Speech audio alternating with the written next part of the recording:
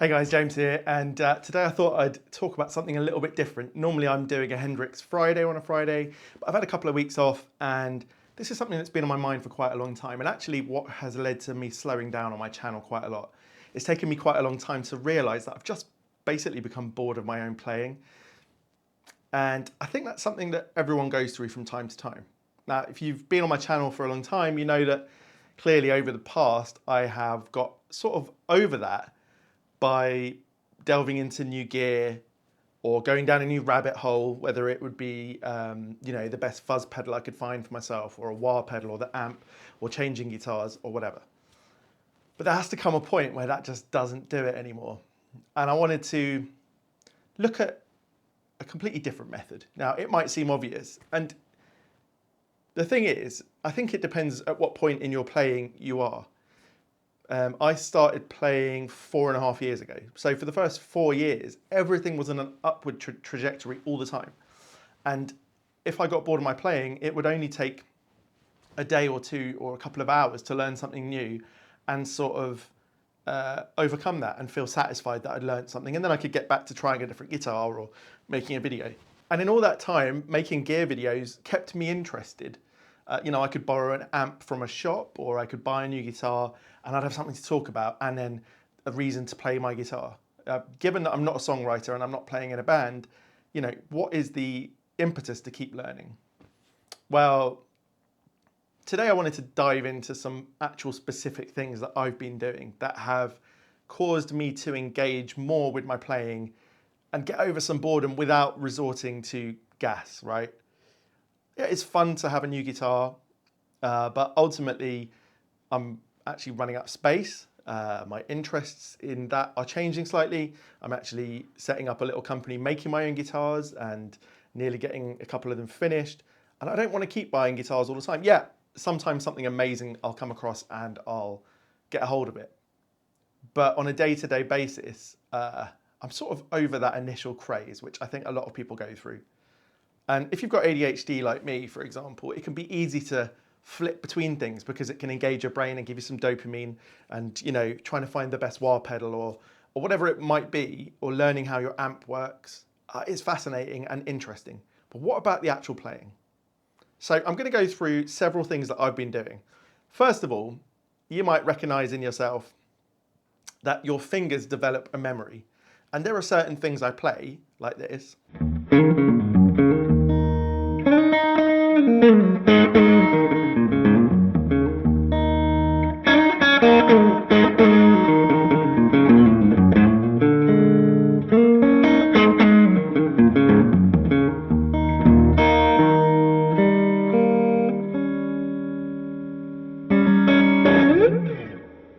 or this.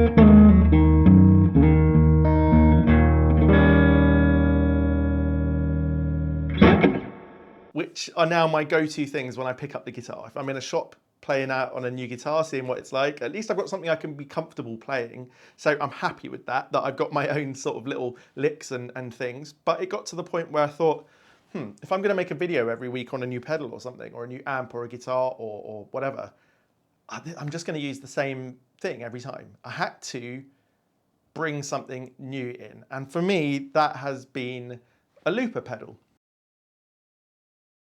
Okay, so before we get to the looper, which will be one of the main things I'm going to talk about here, part of this I want to talk about is it's sort of like noodling, really.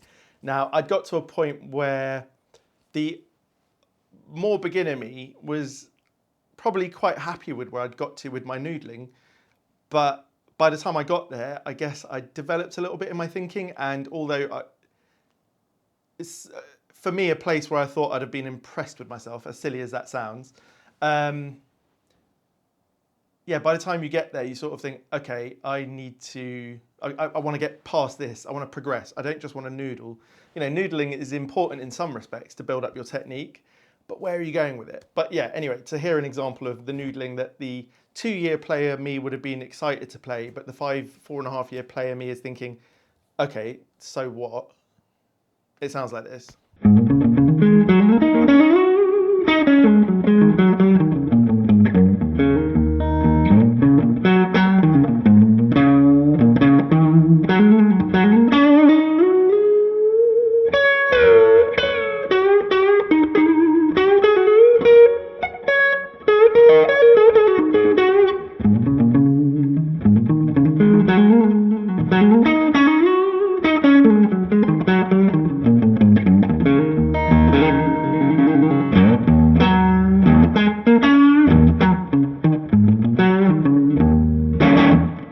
So that's a sort of thing that I play, and it's a bit mechanical in the sense that my fingers just know where to go, right?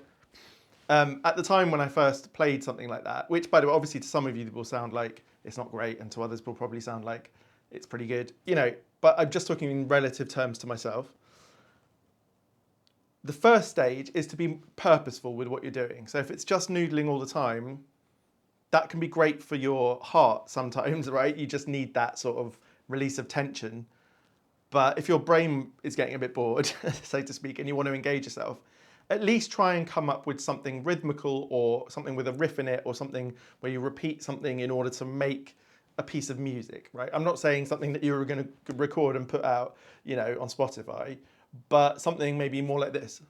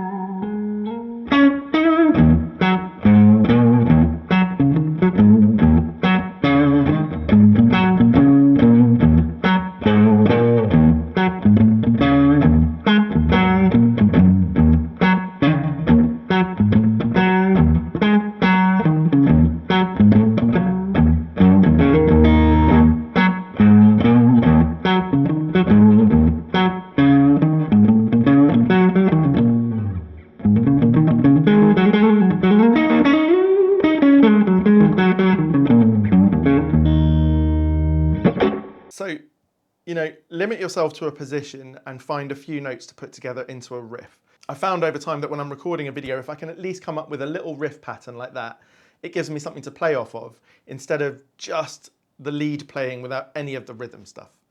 So it's just the first step to think about, right? Be a bit purposeful in finding an actual rhythm, something that could be a hook. If you were really considering writing a piece of music, guitar, you know, like a blues rock thing, what could you turn into a riff?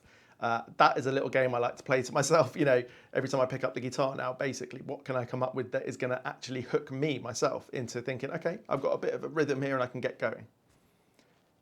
But really, even that, I wanted to move into another context. I wanted to move into basically as if I was playing with other people. Now, I miss the feeling of playing with a band. I did when I was younger.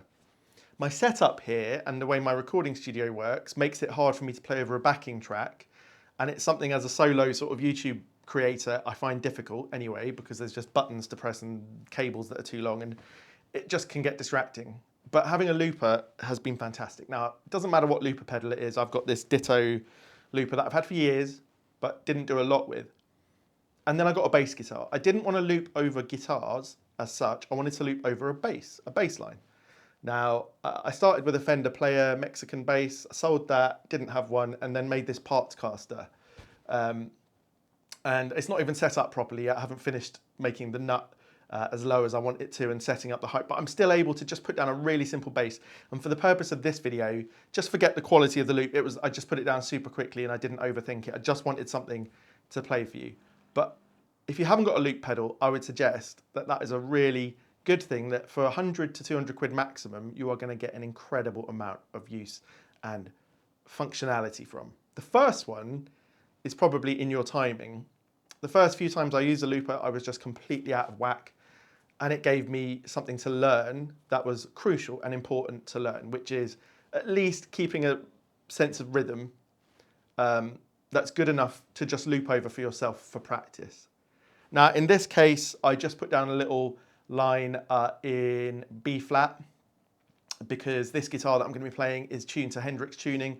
So I'll be playing in, the 7th fret like B, but it's actually B flat. First, just going to play the loop.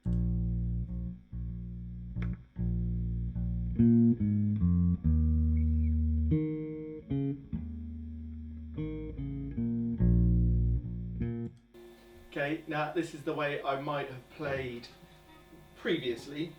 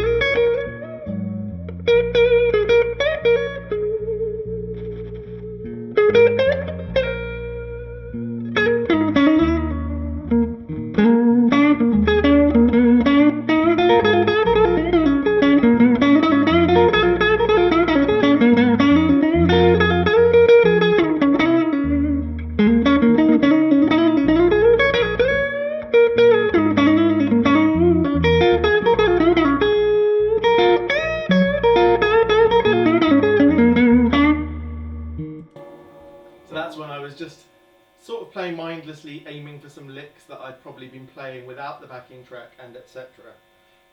So the first thing I wanted to do was create some limitation by slowing down. And I thought to myself, I'm going to try and play as slowly as I possibly can.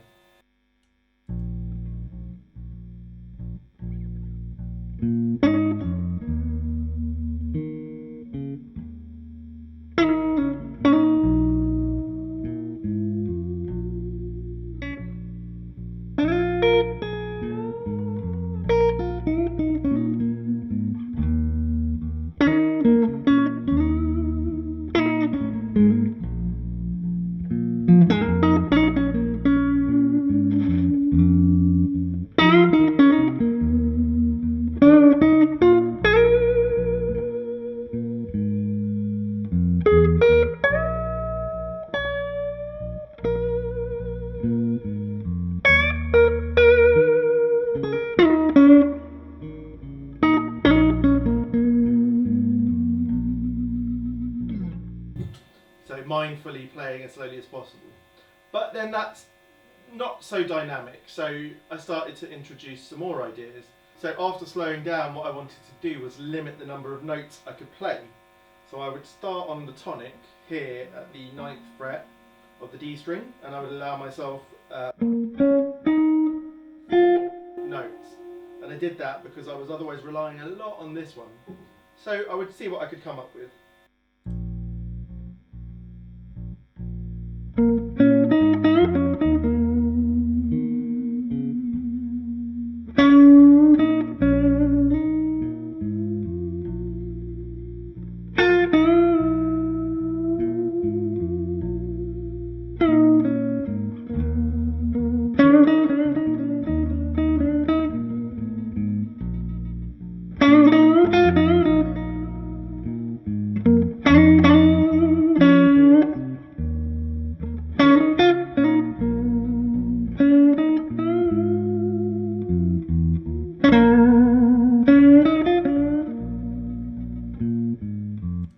And then I would lose the tonic and do the next 4 notes.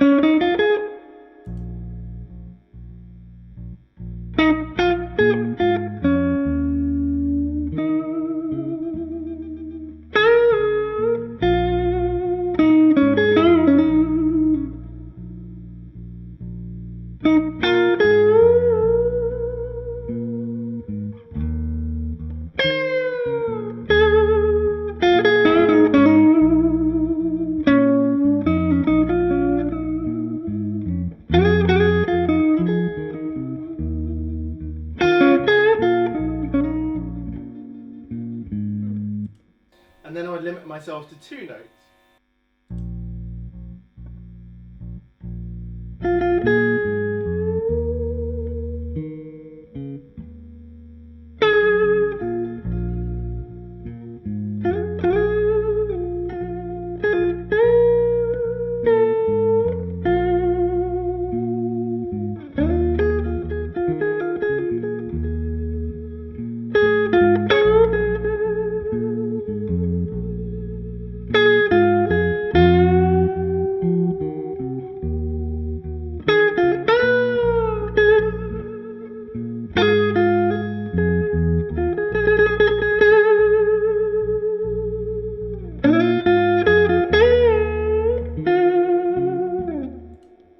And etc.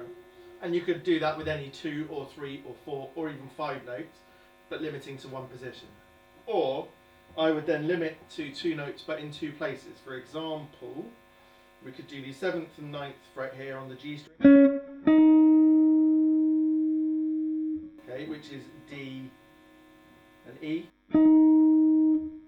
And we can then do it here as well. So that's 10th and 12th fret on the high E.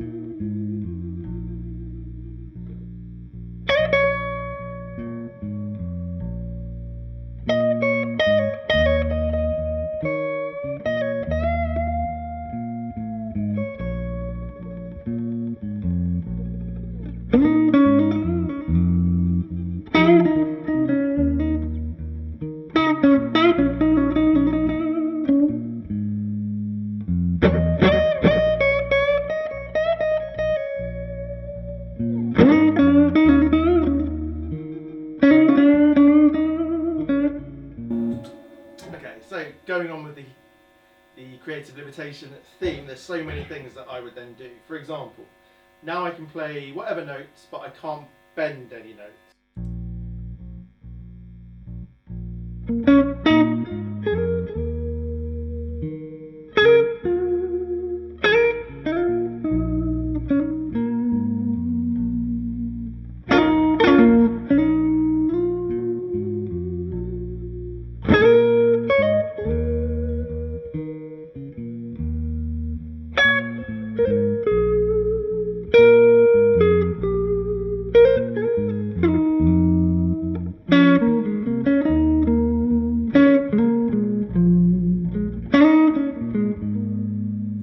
I did bend one note by accident there, but yeah. Okay, so now I can only play in double stops.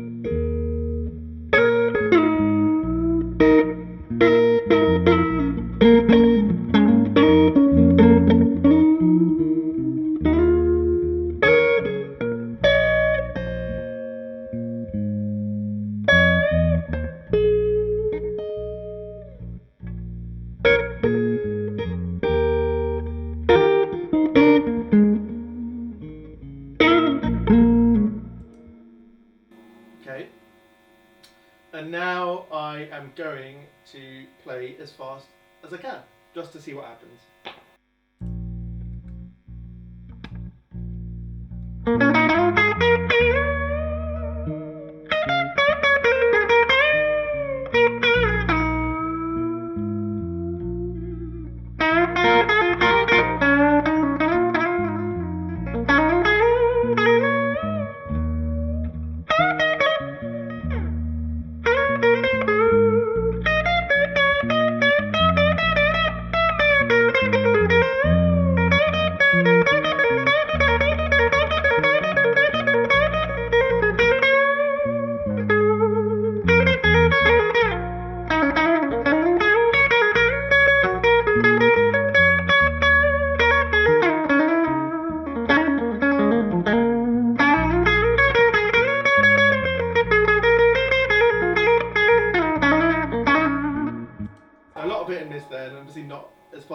play out of context, but in that context I was just trying to speed things up a bit. Okay, there's so many limitations we can put on, for example, as to what position we can play in. You know, you've got your... Or if I just play in the second position. If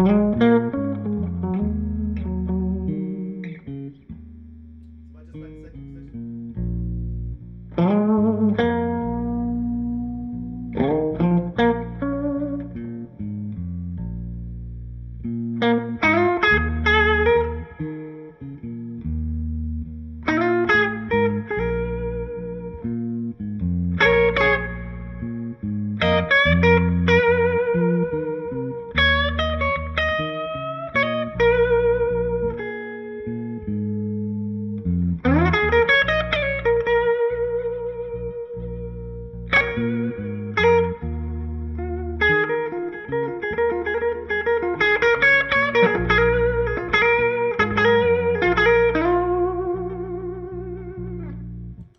Or in a third position, like the BB box.